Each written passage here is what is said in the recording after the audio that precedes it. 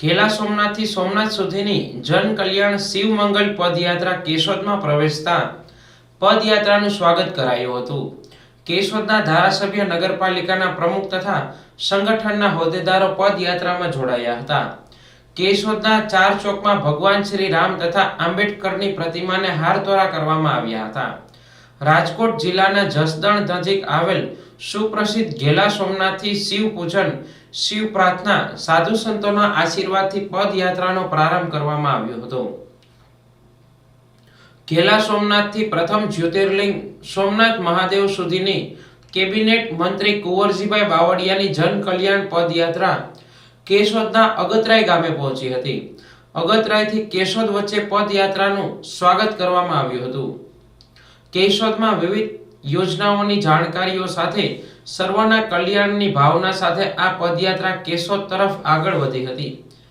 કેશોદથી 4 ચોક વિસ્તારમાં આવેલ ભગવાન શ્રી રામની પ્રતિમા તથા બાબા સાહેબ આંબેડકરની પ્રતિમાને કુંવરજીભાઈ બાવળિયા, ધારાસભ્ય દેવાભાઈ માલમ, નગરપાલિકા પ્રમુખ મેહુલભાઈ ગુંડલિયા દ્વારા હારતોરા કરવામાં આવ્યા હતા।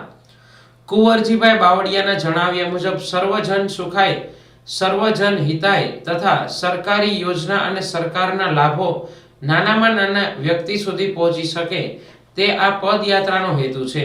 સૌરાષ્ટ્રની સાંસ્કૃતિક વિરાસતો વચ્ચે આધ્યાત્મિક ચેતના અને જન કલ્યાણની ભાવના સાથેની આ પદયાત્રામાં અગતરાયથી કેશોદ સુધી ધારાસભ્ય દેવાભાઈ માલમ, કેશોદ નગરપાલિકા પ્રમુખ મેહુલભાઈ ગુંડલિયા, પ્રવીણભાઈ ભાલારા, ભરતભાઈ કોરિયા, સંગઠનના અધિકારીઓ અને નાગરિકો જોડાયા હતા।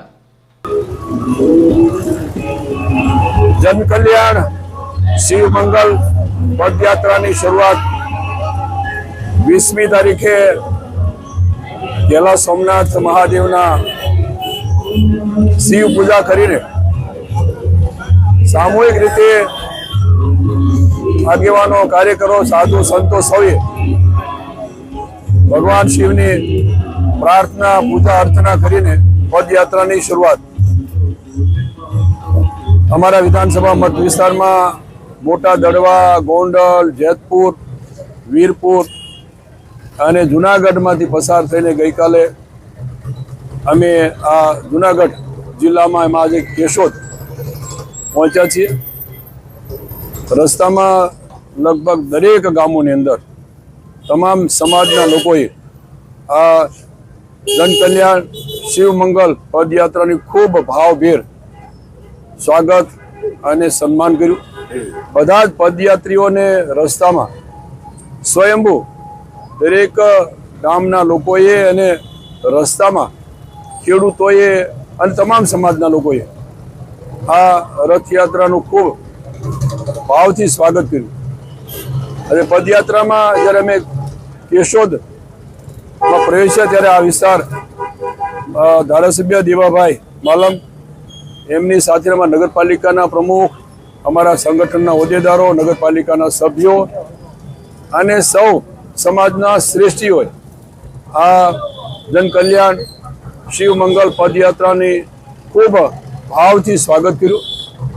અને જ્યારે અમે નગરમાંથી પસાર થઈ રહ્યા હતા ત્યારે અહીંયા નગરપાલિકાની અંદરના વિસ્તારમાંથી સૌ સમાજના લોકોએ આ પદયાત્રા ઉપર પુષ્પોની વર્ષા કરી અને આનંદ વ્યક્ત કર્યો, ખુશી વ્યક્ત કરી।